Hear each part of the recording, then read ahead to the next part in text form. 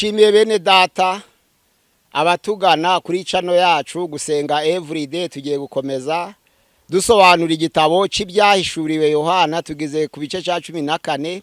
Abadukurikira bose mu mahanga yose, ariko cyane cyane mu gihugu cy'u Rwanda, abakurikira ubutumwa bwiza bw'igitabo cy'ibyahishuwe, tugiye gutanga ubusobanuro. Dutangiriye ku gice cya 14 niho twageze ubushize, tuganira ukuntu marayika uvuye ku gicaniro yasanze marayika wundi ari we wicaye ku gicu cyera. Ahangaha baratubwira umwana w'intama n'abacunguye bageze mu ijuru. Marayika none uturutse ku gicaniro asanga marayika wundi ari we wicaye ku gicu cyera, bavuga ngo ni umwana w'intama, ni we Yesu Kristo. Aramubwira ngo ahura umuhoro. Uwo marayika yari afite umuhoro mu ntoke ze. Marayika noneho uturutse ku gicaniro aramubwira ngo ahura umuhoro. Umuzabibu urahishije, imbuto zawo ziranetse. Ahura umuhoro. Abanyabyaha bakoze ibyaha birirundanya, birazamuka bigera ku Mana. None igihe gerageze cyo guhanwa. Umuzabibu ushushanya abantu.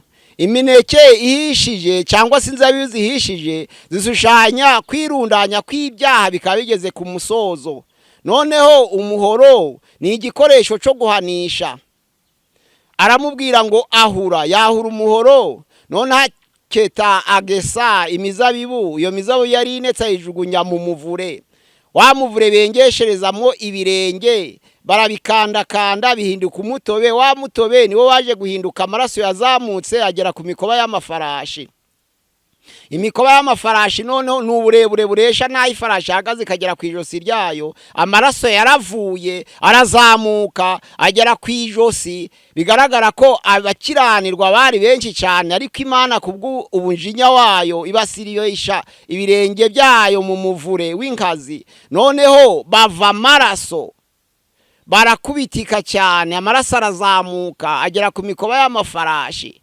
Noneho bisobanura ngo abanyabyaha bakoze ibyaha barabisogongera, barabiheza. Bakora ibyaha by'ubwoko bwose, nizo mpamvu byirundanije bikagera ku Mana. Ariko abakiranutsi bakora byiza ntabwo babisoza, kuko bo batabirundanya ahubwo bahitamo. Ubwo abanyabyaha nubwo bazarimbuka, ariko bagize amahirwe bari mu isi kuko babisogongeye bakabiheza bakabirangiza. Ariko nabigiye cyo guhanwa kirageze. Tugiye gutangira noneho ku byago 7 bisukwa mu isi. Aho niho twagarukiye ubushize. Ibyago 7 byagaragazaga inkazi y'umujinya w'Imana. Biraje bigiye gusuka ku isi ku bakoze ibyaha. Haje kuboneka inyanja y'ibirahuri ivanze n'umuriro. Iyo nyanja y'ibirahuri mu byahishuye 4 ku murongo wa 8 kugeza ku wa 9 yashushanyaga iteraniro ry'abakiranutsi. Niyo nyanja y'ibirahuri bari imbere y'intebe y'imanza, bari imbere y'Imana ibagenzura. Hano inyanja y'ibirahuri ivanze n'umuriro n'abantu benshi, kuko inyanja n'abantu benshi batabarika, ariko umuriro bisobanura ngo kurimbuka. Bari abantu benshi bari imbere y'intebe y'imanza, ariko bagenewe kurimbuka. Abo nabaramije ya nyamaswa n'igishushanyo cyayo. Niba abandi biyunze n'ubutegetsi bw'isara b'itorero bakarengerera amategeko y'Imana, nibo bagiye kurimbuka. Iruhande rwabo hari abakiranutsi, babandi bameshe ibishura byo bakabyegesha amaraso y'umwana w'intama. Babandi bahagaze baze guhamya kwa Yesu, bari bahagaze iruhande rw'iyo nyanja y'ibirahuri bivanze n'umuriro. Abari bageneye kurimbuka bari uruhande rwabo. Abari barapfuye bazira guhamya kwa Yesu bari iruhande rwabo. Abo nibo bari bicaranye n'umwana w'intama mu ijuru, nibo banesheje. Bisa no muri Matayo 25:31 havuga ngo ubwo umwana w'intama azaza mu bwiza bwe, azabarobanura nk'uko umungeri arobanura intama mu ihene. Intama ntizazashira iburyo, ihene azazishira ibumoso. Azabwira abari iburyo bwe ngo muze, abo data yahaye umugisha, muragwa ubwami bw'iteka, mwarazwe kuva kuremwa kw'isi. Ko nari nshonje muramfungurira, nari nambaye ubusa muranyambika, nari mfite inyota mumva icyo kunywa, nari ndi umushitsi murancumbikira, nari ndi mu nzu y'imbohe murahagera muransura, nari ndi mu bitaro muza kundeba. Ariko ngo bazamubaza ngo twakubonye ryari mwami? arabasubiza ngo cyagiye mwagiriraga neza abaciye bugufi muri mwe, abo bato muri mwe muturanye, abo bakene muri kumwe, igihe mwabagiriraga neza burya ninjye mwafashaga. Ariko ijambo ry'Imana rirongera rikavuga ngo azabwira abari ibumoso ngo mumve imbere mwa nkozi z'ibimwe muje muriro wa Satani, kizaba ari igihe cyo kurobanura kuko havuga iby'imisaruro ibiri, umusaruro w'abakiranutsi n'umusaruro w'abanyabyaha. Nizo mpamvu bazanye umuravuga ngo ahura. Igihe cyo kwahura ni igihe cyo gusarura, ni igihe cyo gutandukanya abakiranutsi n'abanyabyaha. Nibyo bashaka kuvuga, kuko abanyabyaha bari bamaze gusiribangwa, habaye ibyishimo bikomeye baririmba indirimbo ya Mose. Indirimbo ya Mose yarimwo indirimbo ebyiri. Hari indirimbo baririmbye mu Kuva ibice 15 yagaragazaga kunesha kwa Abisirayeli, bivuga hejuru abanyagiputa, babishima hejuru bamaze kurohama mu nyanja. Baririmbye indirimbo ya Mose kugira ngo babishime hejuru. Ariko hari n'indirimbo yo gusingiza icubahiro c'Imana yanditswe mu Gutegeka kwa 2:32 ngo Mana ninde uhwanye nawe, imirimo yawe iratangaje, ninde utazakumvira, ninde utazakwikubita imbere, amahanga yose azakoranira imbere yawe, abategetsi bose bisi bakwikubita imbere, kuko uri Imana, kuko uri Imana ufite ubushobozi. Iyo ari indirimbo yo guhimbaza icubahiro c'Imana, yo kugaragaza imbaraga z'Imana, yo kugaragaza gukiranuka kw'Imana, yo kugaragaza ubutware bw'Imana. Iyo ndirimbo ya Mose rero ibirarangiye, barongera baririmba indi ndirimbo yo gushima ubutwari. Mana ukomeye, uhimbazwe kandi uhabwe icubahiro, uri Imana ishirwa hejuru y'amahanga yose. Ku gice cya 16 noneho uburakari bw'Imana bugiye gusohora, haza bya byago birindwi bigiye gusukwa ku isi. Ibyo byago birindwi byagenewe abanyabyaha b'ingeri zitandukanye, ariko bizaba biri guhiga umugabane w'abantu baramije ya nyamaswa n'igishushanyo cyayo.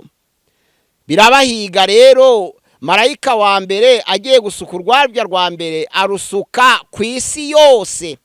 Abantu bo ku isi yose aribo baramije ya nyamaswa n'igishushanyo cyayo bafatwa n'ibisebe bibi kandi bikomeye birabarya. Uwo ni marayika wa mbere. Marayika wa kabiri asusa urwabya rwe ku nyanja, ya nyanja yose ihinduka amaraso. Amaraso abantu barayagotomezwa ko nta handi bagomba gukura amazi yo kunywa. Marayika wa kabiri asuka urwabya rwe ku masoko no ku migezi no ku nzuzi. Inzuzi zihinduka amaraso, imigezi yose ihinduka amaraso, imigezi ihinduka amaraso. Abantu babura amazi yo kurya, bicwa no kubura amazi kuko yose yari yahindutse amaraso. Marayika wa kane asutse urwabya rwe arusuka ku izuba kugira ngo ryiyongere ubushuhe, rigire icokere kidasanzwe. Abantu barababazwa cyane, icokere kirabasatira, aho bari hose ntibagiraho, babura aho bihisha. Marayika wa gatanu asutse urwabya rwe agiye rusuka ku ntebe y'ubwami bwa ya nyamaswa.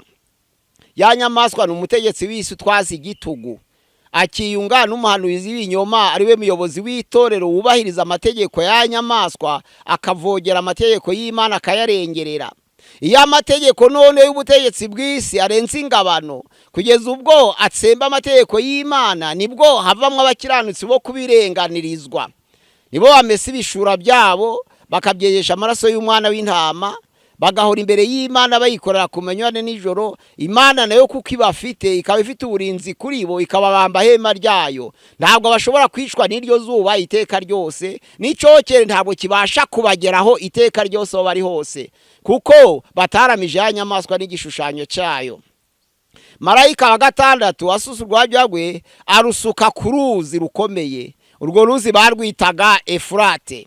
Rwa ruzi rurakama, abantu baburaga aho banyura ngo bavogere, ariko rukamira kugira ngo rutange inzira ku bami b'amahanga yose. Babami baraza kugira ngo batambuke. Yabona mu kanwa ka cakiyoka, no mu kanwa ka ya nyamaswa, no mu kanwa ka umuhanuzi w'ibinyoma, imyuka itatu mibi, ariyo myuka y'abadayimoni. Nta kindi ishinzwe rero, ihuririza abantu kuja mu ntambara y'umunsi ukomeye w'Imana. None ijambo ry'Imana riravuga ngo hahirwa urinda imyenda ye, kugira ngo atagenda yambaye ubusa bakazareba isoni ry'ubwambure bwe. Ibahuririza ahantu mu ruhero hitwa ngo hari Magedone. Ni intambara ikomeye ku munsi ukomeye w'iteka. Hare ni intambara Imegiddo ni nyuma y'inkike z'i Yerusalemu. Azaba ari urugamba rukomeye.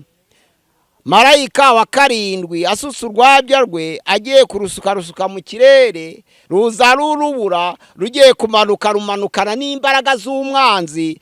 Pawulo yavuze mu Baefeso ibice 6:12 ngo ntabwo dukirana n'abafite amaraso n'umubiri, ahubwo dukirana n'imyuka mibi, n'abafite ubushobozi, n'abafite ubutware, n'imyuka mibi y'ahantu ho mu ijuru. Urwo rubura ruramanuka rufite uburemere bw'ibiro 45, niyo taranti imwe, rugiye kumanuka rusuka ku mbaraga z'umwanzi ziri mu kirere, biramanuka byikubita ku bantu. Abantu barababazwa cyane kandi abantu baratangara. Urwo rubura Imana yaruvuzeho muri Yobu ibice 38:22-23 haravuga ngo mbese wigeze ugenda ukabona ububiko bwa sherege? Ese wabonye ububiko bw'urubura? Imana ngo yabibike kugira ngo izabikoreshe igihe cyo guteza isi amakuba. Byanditswe muri Yobu 38:22. Imana irabibika, ifata urubura irishura muri depo kugira ngo irubikire, kugira ngo izarukoreshe iteza amakuba b'isi. Urwo rubura rwari ruteye ubwoba. Ibyo byago rero birindwi ni ibyago bihuje n'ibyago Imana yateje Abanyegiputa igihe Abisirayeli bari bashaka kuvayo. Imana igiye gukurayo ubwoko bwayo yumvishe gutakamba. Icyago cya mbere mu Egiputa cyari amaraso. Amazi yose ahinduka amaraso. Ariko icyago cya mbere mu Byahishuwe 16 ni ibisebe. Icyo cyari icyago cya gatandatu mu Egiputa. Icyago cya kabiri noneho mu Egiputa cyari ibikeri. Icyo kiba icyago cya gatandatu mu Byahishuwe 16:12. Icyago cya kabiri ni ibikeri, ni icya gatandatu, kikaba ari icya kabiri mu gihe Imana yahanaga Abanyegiputa. Icyago cya gatatu ni inda. Icyago cya kane ni ibibugu. Icyago cya gatanu ni iragara. Icyago cya gatandatu ni ibisebe. Icyago cya karindwi ni urubura. Icyago cya munane ni inzige. Icyago cya cyenda ni umwijima. Icyago cya 10 ni ugupfa kw'abana b'imfura. Ubwo Imana rero igiye kugurumbanisha uburakari bwayo ku bisi icyo gihe, kuko barundanisha ibyaha byinshi bikayigeraho, isuka urwabyayo rwa mbere ibisebe, urwa kabiri haza inyanja hinduka amaraso, urwa gatatu imigezi n'amasoko bihinduka amaraso, urwa kane isuka kw'izuba, rya zuba ryongera icyokere. Impamvu Imana ihindura imigezi amaraso ni ukugira ngo abantu bicwe no kubura amazi. Impamvu yasutse urwabya rwo kwizuba ni ukugira ngo ryongere icyokere, nubwo barikeneye, ariko icyokere kirengeje barababazwa. Icyo cyago cy'izuba kugira ngo ryiyongere ubukana ntabwo cyabaye mu Egiputa. Ariko marayika wa gatanu urwabya rwe arusuka ku ntebe ya bwami. Ya ntebe ya bwami bwa ya nyamaswa ihinduka umwijima. Wa mwijima uba mwinshi cyane kuko ari usa n'umwuka w'abadayimoni. Noneho abantu bahekenya indimi zabo barababazwa na bya bisebe byo ku cyago cya mbere byari bikibarya. Bageze muri wa mwijima byongera ubukana birabarya, barababara cyane. Marayika wa gatandatu asuka urwabya rwe, noneho arusuka ku ruzi rukomeye rwitwa Ufurate, noneho rurakama. Abari bakeneye kurwana, abari barateguye intambara, bari barabuze inzira, ariko bona inzira yo gutambuka kugira ngo bahurire ahantu. Ya myuka itatu ivuye mu kanwa ka cya kiyoka no mu kanwa ka ya nyamaswa no mu kanwa ka muhanuzi w'inyoma niyo yabashe kubakurura bari mu mpande enye z'isi, ibahururiza mu ntambaro ku munsi ukomeye w'Imana. Ruvanga ibihangange byo kwisi byose, amahanga yose azakoranira kurwana iyo ntambara. Hari umumeri kumwe waje agiye kubaka inzu ye ikomeye ahitwa Imegiddo. Amaze kuyubaka aravuga ngo azayituramo ategereze uburakari bw'Imana. arebe imirimo izakorwa no kurimbuka n'ibizaba muri iyo ntambara. Ariko yibagije ko intambara azaba ari intambara yo ku munsi ukomeye, izaba ari intambara ihuza amahanga yose, azaba ari intambara ikwiye isi. Ntabwo ari intambara izagwanira mu mbuga ye, azaba ari intambara yo kurwanira ku isi yose. Ntabwo ari intambara kugira ngo birebe byose, ntabwo azabishobora kuko ari umwana w'umuntu. Noneho rwa rubura rwaramanutse ruzana imbaraga zikomeye cyane, bibabaza abantu. Cyari cyago cya karindwi. Ubwo icyo cyago cya karindwi mu byahishuwe cyabaye mu kuva, cyabaye icyago cya munane. Mu byahishuwe 17 batubwira noneho uko maraya yakoranye na ya nyamaswa. Aratubwira ngo umwe muri ba bamarayika 7 bari bafite za nzabya ndwi. Nizo za nzabya zari zuzuye umujinya w'Imana basutse ku isi, abisi bahura n'ibyago bikomeye. Noneho arambwira ati, ngwino nkwereke iteka maraya ukomeye azacirwaho, yicara ku mazi menshi, niwe uzasambana n'abami b'isi. Abari mu isi bose bagasinda inzoga, aribwo busambanyi bwe. Ba bamarayika bakoresheje guhana nibo umwe ahamagaye mwiyerekwa ngo umwe muri ba bamarayika arambwira ati, yabwiraga Yohana aho yari ari mu kirwa cy'Ipatiba, aramubwira ngo ngwino nkwereke maraya. Inyamaswa ni ubutegetsi bw'isi butwaza igitugu. Maraya ni itorero, kandi itorero rigizwe n'abagore 4, kuko itorero rishushanya umugore. Ku mugore hariho umukobwa, ku mugore hariho umwari, ku mugore hariho umugeni, ku mugore hariho maraya. Hano ntabwo turi kuganira ku mwari, hano ntabwo turi kuganira ku mukobwa, hano ntabwo turi kuganira ku mugeni, ariko byose bishushanya itorero. Hano tugiye kuganira kuri maraya, rya torero ryakomeye rigakorana amasezerano n'ubutegetsi bw'isi, bamara bakavogera amategeko y'Imana. Ya mategeko y'isi akarenga ingabano, yamara kurenga ingabano none bakaba ibyigenge. Uwo ni maraya. Ni itorero ryunzwe n'ubutegetsi bw'isi, rivogera amategeko y'Imana, rirayarengerera, ntibongera kuyakurikiza, ahubwo rikurikiza amahembe y'isi.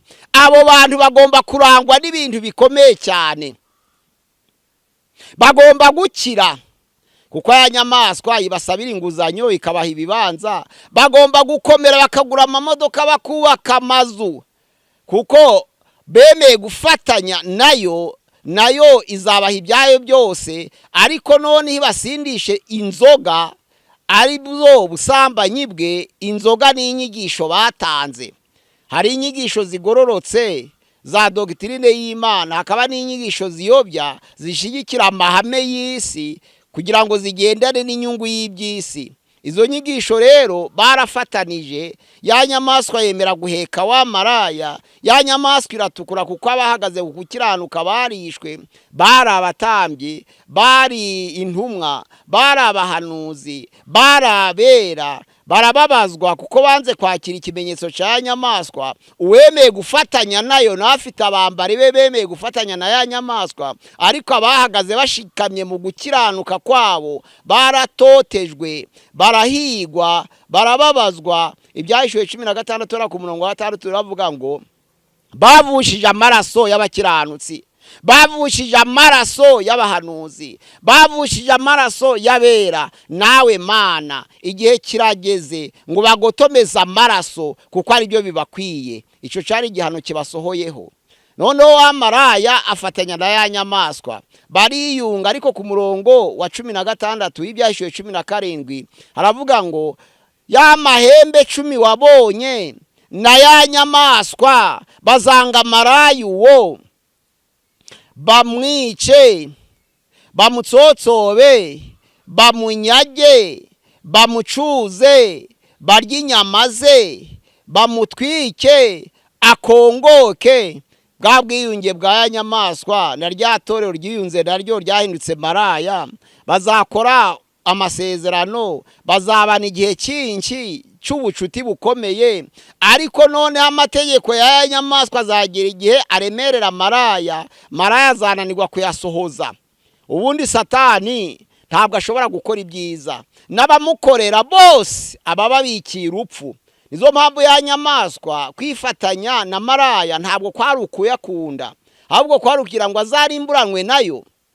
none ijambo ry'Imana riravuga ngo ya mahembe 10 wabonye na ya nyamaswa wabonye nibyo bizahindukira byange maraya uwo, bimunyage, bimucuze, birya inyama ze, bimutwike, akongoke. Bisobanura ngo wiyunga na Satani igihe kirekire akakumenya, yamara kukumenya nta kindi akubikira ni urupfu. Iyo agiye kuguhindukirana arakwica, baba bera arabica, baba banyabyaha arabica, kandi igituma bashira mu byaha ni kugira ngo azabice. Nizo mpamvu bavuga ngo ibihembo by'ibyaha ni urupfu, ariko impano y'Imana ni ubugingo buhoraho muri Yesu Kristo. Nta kindi kizana Satani rero, ni umwicanyi, ni umurimbuzi, ni umugome, ni ukuza gusa kwica abantu, ni ukuvusha amaraso. Ya nyamaswa yagendaga igaragaza urutuku rugaragaza amaraso, nta cyiza yakoreye abanyabyaha. Nizo mpamvu yahindukiranye maraya. Itoro ryifatanije nayo rirarenganye rero, rizabura iby'isi mu gihe gito kuko rizatwikwa, ariko rizabura n'ubugingo buhoraho. Bene data, ndabagira inama kugira ngo ya nyamaswa n'igishushanyo cyayo, uko twabonye ko hari umugabane w'Abisirayeli aribo banesheje bitwa basigaye, hakaba umugabane w'abanyamahanga aribo babandi bemeye ubutumwa bwiza. Ijambo ry'Imana rivuga ngo yaje mu bye ariko abe ntibamwemera, ariko abamwemizeye bose bakemera izina rye nibo yahawe ubushobozi bwo kwitwa abana b'Imana. Yaje agendera abayuda ariko ntibakira ubutumwa bwiza, ariko ababwakiriye nabo babaye abasigaye. Abanyamahanga rero begeye hino bakigizwa hino n'amaraso ya Yesu, kuko bari abanyamahanga kubw'amasezerano yabahaye ubushobozi bwo kwitwa n'ab'Imana kuko bamwizeye. Abamwemeye bose bakizera izina rye yabahaye ubushobozi bwo kwitwa n'ab'Imana, nibo banyamahanga. Ni umugabane noneho gutembagazwa kw'i Babuloni niho tugeze.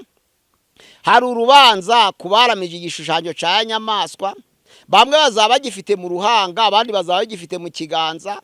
Abazaba bagifite mu ruhanga naberuye gukora ibyaha barasaya babyinjiramo, abazaba bagifite mu kiganza nabari mu itoro ryigize maraya bakora ibyaha rwihishwe, ariko Imana ireba ibiri mu ruhanga ikareba n'ibiri mu kiganza. Abo bose bagenewe kurimbuka. Ubwo noneho hazaba hasigaye umunezero w'iteka ryose kubihanganye bakaba bemeye kurenganwa bazira guhamya kwa Yesu, aribo bamesha ibishura byabo bakajesha amaraso y'umwana w'intama. Nabemeye kurengana nk'uko Yesu yarenganye, nabemeye kugera ikirenge muke. Kwijambo ry'Imana muri Petero ya mbere ibice ni 2 umurongo wa 10:22 avuga ngo nta cyaha yakoze, nta n'uburiganya bwabonetse mu kanwa ke. Ariko ku murongo wa 20 avuga ngo niba mubabazwa babahora gukiranuka nibwo muzashimwa. Nibababaza babahora ubusa kuko Yesu yabasigiye icyitegererezo kugira ngo mugere ikirenge muke namwe muzemere kubabazwa. Nibabatuka babeshera ibibi byinshi babatoteza, ijambo ry'Imana avuga ngo muzanezerwe muzishime. Nta kindi duharanira ni ukugira ngo tuzahabwe za ngororano tugeze mu ijuru. Ubwo noneho rero ya nyamaswa imaze guhindukira maraya irayica, yica maraya. Maraya wariringiye akorwa n'isoni, nta bugingo afite, n'isi nayo arayihombye. Ubwo ya nyamaswa irabuhindukiranye.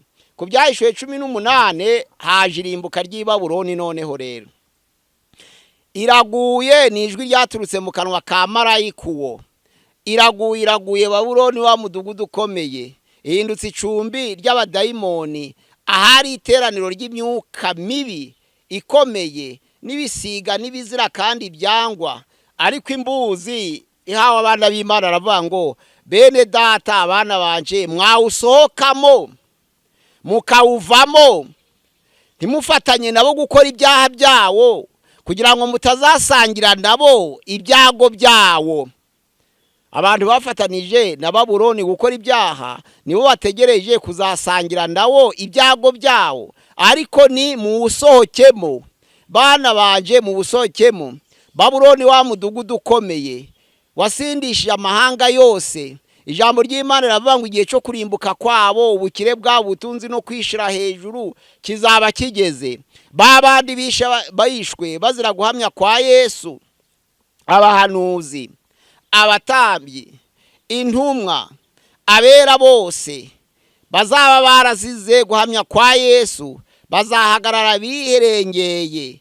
Ibyahishuwe 18 ku murongo wa 20 ngo nabo bawisekere bawishime hejuru, baravuga ngo mbese nawe wabona ibyo uko atoteje abera. Imana igeze igihe cyo kugutomeza amaraso, nawe wabona urwo, watwikwa n'umuriro amahanga yose agatangara. Nabo batangira kuyisekera bawishima hejuru, babonye amakuba awugarije, baravuga ngo watungishije amahanga. Wari ufite izahabu n'amabuye y'agaciro, wari ufite ibiti bihenda, wari ufite ibyuma n'ibishushanyo byakozwe mu izahabu, ariko ibyo byose bihindutse ubusa. Nawe uramwaye, nawe urahombye, urabibuze, maze bawisekere. Ijambo ry'Imana rivuga ngo namwe abakiranutsi bataramenya igishushanyo cya nyamaswa nibyo bibaye ibihembo byanyu.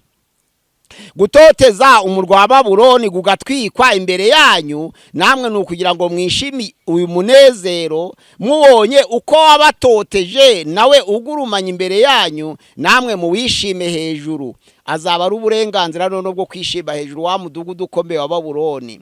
Babuloni ni ubutegetsi bw'isi bwifatanije n'ubutegetsi bw'itorero. Ijambo ry'Imana mu Byahishuwe 13 umurongo wa 1 haravuga ngo gihagarara ku nyanja, mbona inyamaswa iva mu nyanja, yari ifite amahembe 10, yari ifite n'imitwe 7, kandi ku mahembe yayo 10 hari ibisingo 10 n'amazina yo gutuka Imana. Amazina yo gutuka Imana bishanga amazina yo kwigereranya n'Imana. Babuloni yari yarihimbaje, irizamura yigereranya n'Imana, ariko ijambo ry'Imana rivuga ngo iyo nyamaswa nabonye rero, kuko yasaga n'ingwe, amajanja yagasa n'aya aruko, akanwa kayo kagasa n'akintare, ca kiyoka kiraza kiha imbaraga n'ubutware bwacyo. Ni ukuvuga ngo Satani abeshejwe no gutanga imbaraga ku bami b'isi, araza kinjira mu mitima yabo, akaba hata gutegekesha igitugu, bakabikora batabizi kandi binjiwemo n'umwuka mubi. Kurya umwuka mubi winjiye mu mutima wa Yuda muri Luka 22:3, niko umwuka mubi uva kuri Satani akinjira mu mitima y'abayobozi b'isi, bamara bagategekesha igitugu bagakora karengane. Noneho itorero ryatinya kurenganwa rigakorana ubucuti n'ubutegetsi bw'isi burenganya kandi burengerera amategeko y'Imana, noneho bakwiyunga nabo bakarokoka karengane, ariko none ntibandikwe mu mubare bazicara kuri ntebe bari hamwe n'umwana w'intama bageze mu ijuru, ntibazagereyo, bazicwa kuko azayihindukirana. Noneho yinjiza umwuka mubi mu bategetsi b'isi, bategekesha igitugu, bagirana amasezerano n'itorero. Ayo mategeko arengerera amategeko y'Imana, ubundi amategeko y'isi arenze ingabano z'amategeko y'Imana. Nibwo abera b'ikinyejana ca mbere bemeraga kubirenganirizwa. Igihe kimwe umwami Dariyo amaze gufata ubutegetsi, ni ingoma y'Abamedi n'Abaperesi yari imaze guheka ubutegetsi bw'Abakarudaya. Baravuga ngo ubwamwoka arabiri, kandi idubu ryari rifite urubavu rwemye n'uruciye bugufi, kuko Abaperesi barushaga imbaraga Abamedi. Batoranya Dariyo w'Umumedi, yari afite imyaka 62 kugira ngo umutware w'igihugu. Amaze gutegeka baravuga bati Daniel ni umukiranutsi utunganye, ntumwiteshe. Yakoranye na Nebukadineza, amurotorera inzozi, akorana na Belushazari, asobanura inyandiko yananiranye abakonikoni batsinzwe bananiwe, ndetse bari bagiye kugera igihe cyo kwicwa. Ariko Daniel baga mu mwuka w'Imana ihoraho araza arabisobanura, abintoni kuri Nebukadinezari no kuri Belushazari. Dariyo amaze gufata ubutware rero, abajenama baramubwira ati yegereze Daniel. Ariko igihe kimwe amategeko y'Abamedi n'Abaperesi yari yarasinywe yuzuye neza. Daniel kuko ari intoni kuri Dariyo, agaba igihugu cyo mu bice bitatu, amugira umutware muri abo batatu bategeka 1/3 cy'igihugu cye. aramutonesha, maze abamedi n'abaperesi baramurakarira cyane, bashaka ikintu cyakuraho Daniyeli barakibura, kandi ari icegera c'umwami. Ariko begera umwami baravuga ati Dariyo nyaguhoraho mwami ukomeye. Harya amategeko y'abamedi n'abaperesi hari ubwo avuguruzwa? Ati ntavuguruzwa. Amategeko yacu ntavuguruzwa. None hari itegeko twibagiye gushira mu mategeko y'abamedi n'abaperesi atavuguruzwa, kandi iryo tegeko ni ingenzi, niryo rizabasha kubaka igihugu cyacu. Umwami Dariyo yatenirihe baramubwira batumva, shiraho itegeko rivuga ngo mu minsi 30 umuntu uzasenga indi mana atari wowe Dariyo azajugunye mu rwobo rw'intare. Hamye iryo tegeko, kuko Dariyo yumvishe ko bashaka kumushira hejuru, niko abami bisi bameze. Iyo wumvishe ko bagiye kuzamurwa, iyo wumvishe ko bagiye gutegeka, iyo wumvishe ko bagiye kongererwa ubutware, bagira imbaraga cyane. Dariyo arishima aranezererwa, iryo tegeko ni murizane. Bati umuntu wese uzasenga indi mana mu minsi yose 30 igenzuwe adasenze wowe Dariyo azajugunye mu rwobo rw'intare. Amaze kurishiraho ararisinyira. Bari bazi ko Daniyeli asenga imana ye igihe cyinshi. Noneho Daniyeli mwiyerekwa abona ko bashizeho ingamba zo gufata abantu bose bazasenga imana. Yarazi ko imana ye i Yerusalemu ikomeye kurisha imana z'abamedi n'abaperesi. Arabirinduka, yugurura amadirisha yerekeye Yerusalemu, akaja asenga 3 ku munsi. Akaba ariko abigenza, kuko yumvise ko inama zagiwe zo gufata abantu bose basenga indi mana, kandi akaba yarazi ko imana yari imana ikomeye kandi horo yiringiye. Akingura amadirisha yerekeye Yerusalemu, akaja asenga 3 ku munsi. Baramubona baravuga bati mwami rero umuntu yabonetse, hari uwasenze indi mana adasenze wowe. Yabaye Daniyeli. Uyu munsi nta ntwari zikiboneka zo gusenga nka Daniyeli. Iyo bavuze ngo mwisenga baraceceka, ariko Daniyeli baramubwiye ngo wisenga, aravuga ati ubwo muvuze ngo ne gusenga ndakuba 3. Imana yanje ndabizi ko ibizi, kandi imana nsenga izi migambi yanje. Noneho baramufata bujugunya mu rwobo rw'intare. Ariko Dariyo kuko yarazi ko ari icegera cye kandi ari umukiranutsi utunganye kandi nta mafuta agira, niko mu Byashuwe 6 avuga, arababara cyane, ntiyasinzira, ntiyarisha goheka. Ijambo ry'Imana rivuga ngo ntiyasinziye, nuvuga ngo ntiyigeze aryama, yarahagaritse umutima ku bwa Daniyeli. Ariko mu gitondo yarazi ko Daniyeli intare zamuriye, apfa gushishoza avuga ati Daniyeli mugaragu w'Imana ihoraho, ese Mana ye watubwira gukorera yabashe kugisa inzara z'intare? Daniyeli aritaba ati karame mwami, imana yacu dukorera ibasha kudukiza. Noneho imana yanje nanje yohereje marayika wayo abumba iminwa y'intare, ntaco zantwaye, kuko nabonetse mu maso yawe ntafite icyaha, kandi nawe nubwo wari wasenye ntaco nagucumuyeho. Abarishimye aravuga ati sohoka Dariyo. Asohoka Daniyeli. Daniyeli asohoka ari muzima, intare zamwinukirije ntizamukoraho.